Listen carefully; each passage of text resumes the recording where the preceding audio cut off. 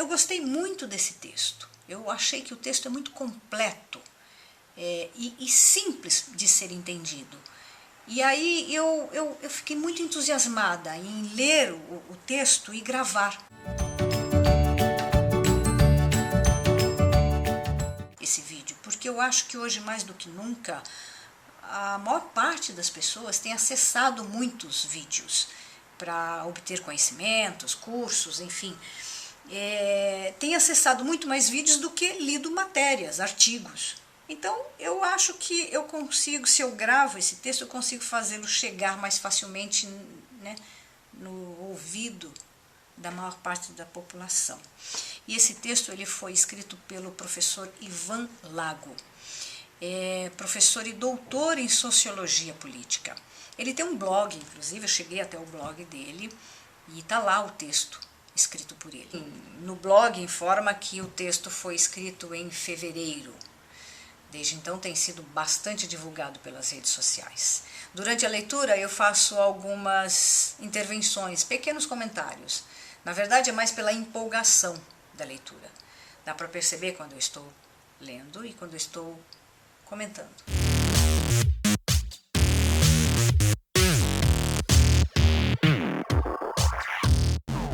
E ele diz que, nesse texto, que o Brasil levará décadas para compreender o que aconteceu naquele nebuloso ano de 2018, quando seus eleitores escolheram para presidir o país Jair Bolsonaro. E aí ele fala um pouco, né, desse currículo que nós já sabemos, que a maior parte da população não procurou saber desse currículo de um candidato. Quando vamos procurar um trabalho, a gente apresenta um currículo, né, para que a gente tenha ali registrado nossa capacidade, a nossa escolaridade, o que fizemos, né, que nos capacita aquele emprego, aquele cargo. Ele fala aqui nesse texto que o Bolsonaro, Jair Bolsonaro, foi capitão do Exército e expulso da corporação por organização de ato terrorista.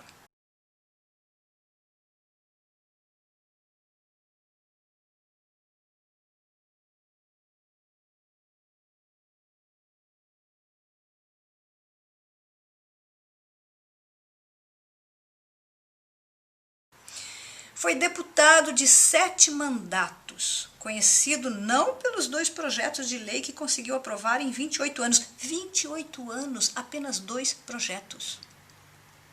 Mas pelas maquinações do submundo que inclui denúncias de rachadinha, contratação de parentes e envolvimento com milícias. Ganhador do troféu de campeão nacional da escatologia, da falta de educação e das ofensas de todos os matizes de preconceito que se pode listar. Isso não é segredo para ninguém hoje, né?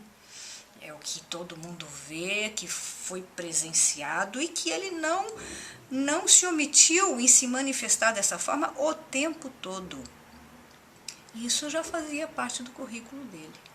Embora o seu discurso seja de negação da velha política, a família conservadora, com raízes no coronelismo, no militarismo, e aliás, uma boa parte da população conservadora então se identifica com ele, né? Bolsonaro, na verdade, representa não sua negação, mas o que há de pior nela. Ele é a materialização do lado mais nefasto, mais autoritário e mais inescrupuloso do sistema político brasileiro.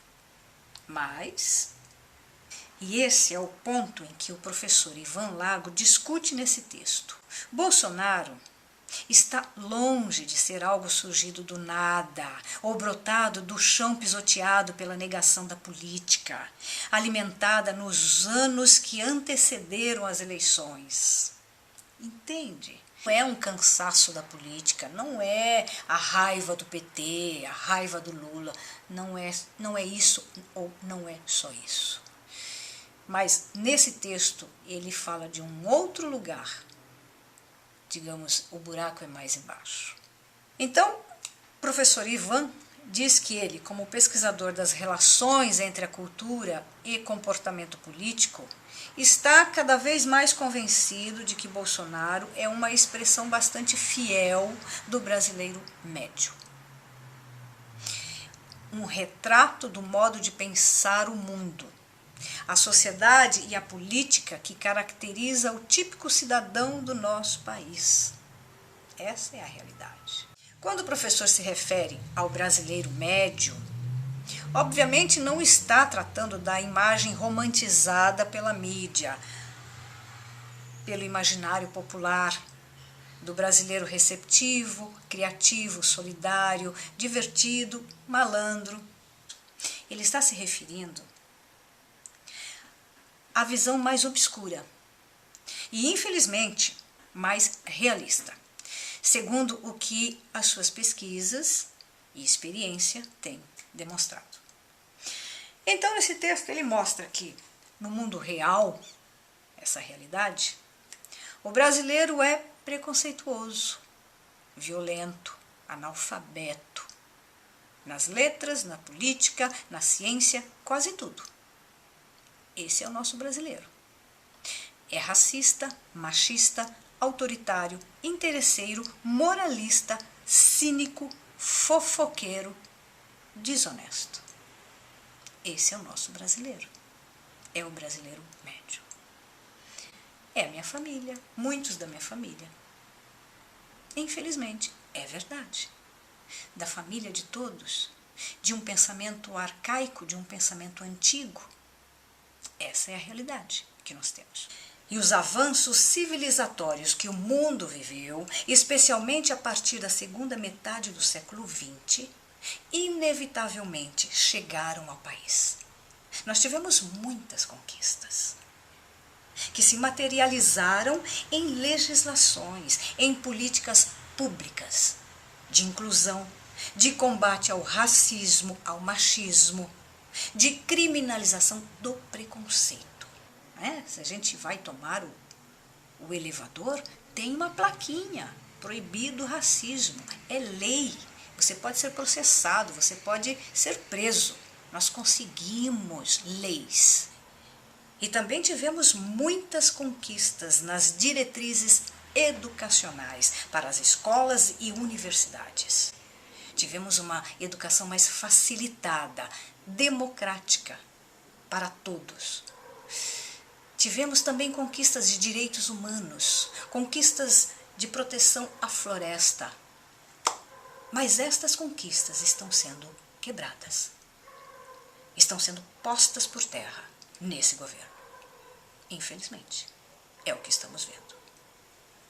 Mas, quando se trata de valores arraigados, é preciso muito mais para mudar padrões culturais de comportamento.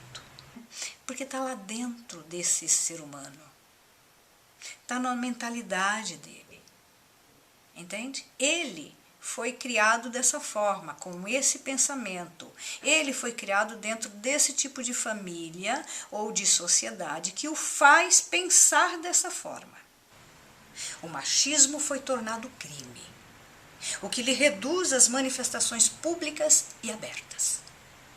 Mas ele sobrevive no imaginário da população, no cotidiano da vida privada, nas relações afetivas e nos ambientes de trabalho, nas redes sociais, nos grupos de WhatsApp, nas piadas diárias, nos comentários entre amigos de confiança.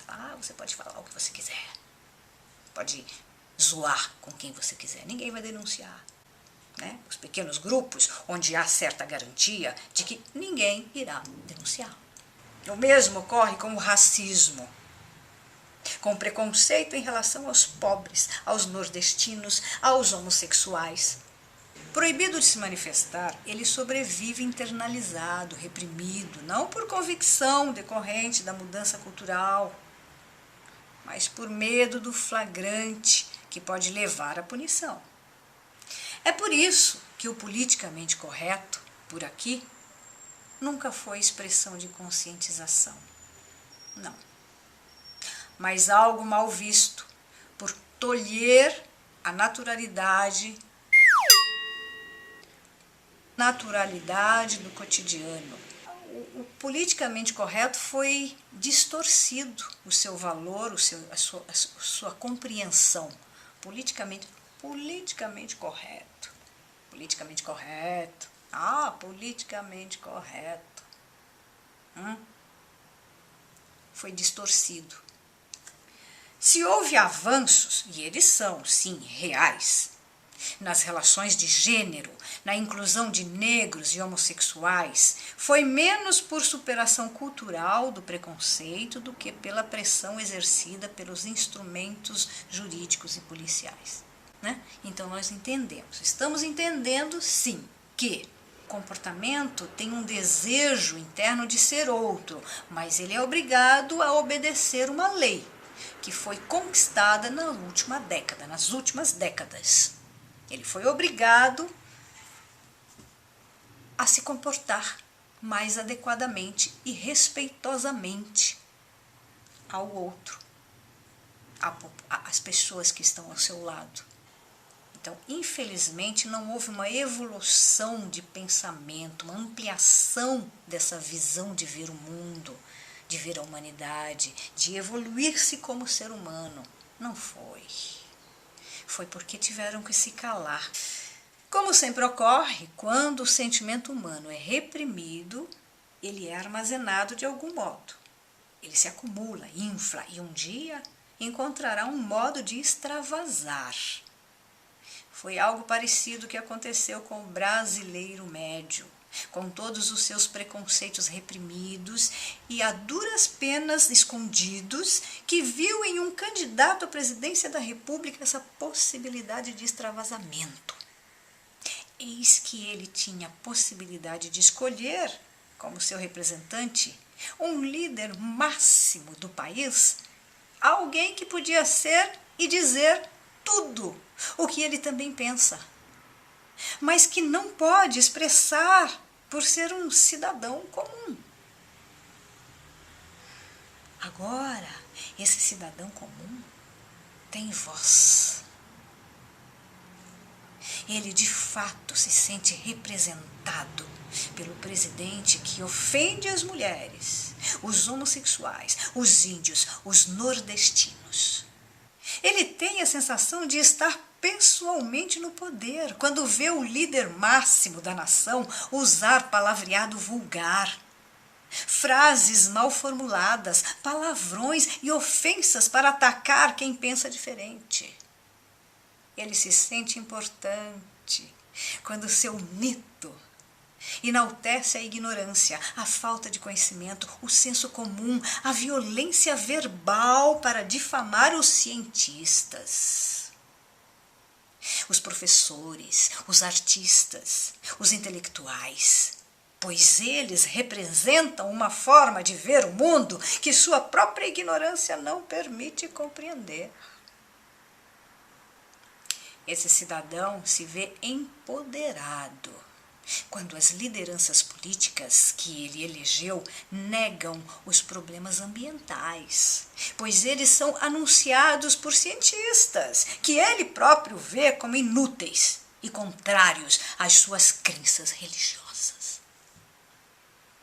Sente um prazer profundo quando seu governante maior faz acusações moralistas contra desafetos e quando prega a morte de bandidos e a destruição de todos os opositores. Todos. Quem se opõe tem que morrer. Ao assistir o show de horrores diários produzido pelo mito, esse cidadão não é tocado pela aversão, não, pela vergonha alheia ou pela rejeição do que vê. Ao contrário, ele sente aflorar em si mesmo o Jair, o mito.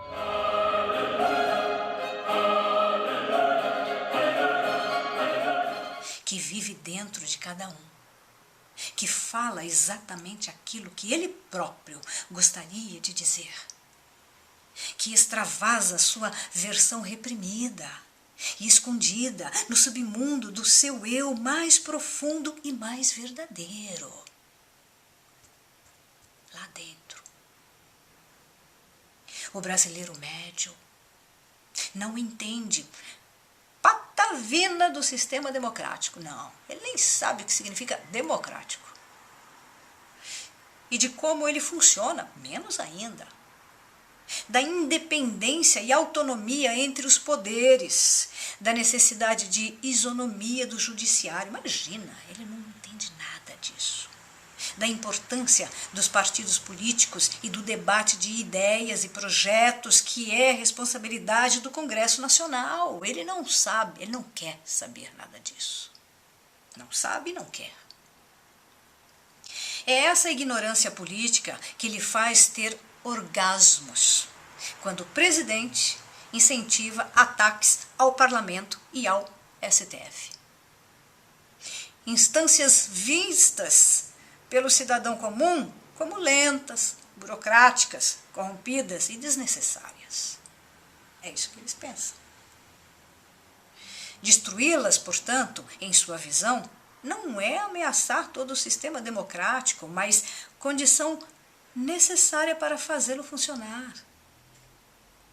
Esse brasileiro não vai para a rua para defender um governante lunático e medíocre. Não, não, não. Ele vai gritar para que sua própria mediocridade seja reconhecida e valorizada. E para sentir-se acolhido por outros lunáticos e medíocres que formam um exército de fantoches, cuja força dá sustentação ao governo que o representa. O brasileiro médio gosta de hierarquia, ama a autoridade e a família patriarcal. O homem presente em tudo, inclusive na religião. O homem criou Deus à sua imagem. Existem regras que precisam ser obedecidas. Não há diversidade de comportamento, de pensamento, não há. Existe um sistema montado, criado pelo homem. Um sistema que deve ser obedecido. Isso é o que eles entendem como ordem, organização, na palavra, no pensamento deles. Condena a homossexualidade, vê mulheres, negros e índios como inferiores e menos capazes. Tem nojo de pobre, embora seja incapaz de perceber que é tão pobre quanto os que condena. Incapaz. Vê a pobreza e o desemprego dos outros como falta de fibra moral, falta de capacidade. Né? Mas percebe a própria miséria e falta de dinheiro como culpa dos outros e falta de oportunidade. Exige do governo benefícios de toda ordem que a lei lhe assegura, mas acha absurdo quando outros, principalmente mais pobres, têm o mesmo benefício. Poucas vezes na nossa história o brasileiro esteve tão bem representado por seus governantes. Por isso, não basta perguntar como é possível que um presidente da República consiga ser tão indigno do cargo e ainda assim manter o apoio incondicional de 1/3 da população. A questão a ser respondida é: como milhões de brasileiros mantêm vivos padrões tão altos de mediocridade, intolerância, preconceito e falta de senso crítico, ao ponto de sentirem-se representados por tal governo? Como? Eu vou repetir. A questão é: como milhões de brasileiros mantêm vivos padrões tão altos de mediocridade, intolerância, preconceito e falta de senso crítico ao ponto de sentirem-se representados por tal governo? Como? Ou como esse alto padrão de mediocridade é mantido vivo, nós já entendemos. É a falta de conhecimento, é a falta de educação, é a falta de acesso facilitado para a educação.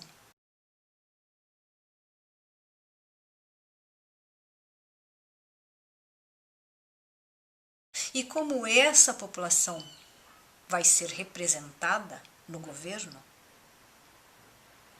é um candidato de igual para igual, que é o que estamos vendo. Quando nós temos um candidato com alto nível de escolaridade e de conhecimento, a maior parte da população não se identifica. Infelizmente. Que pena.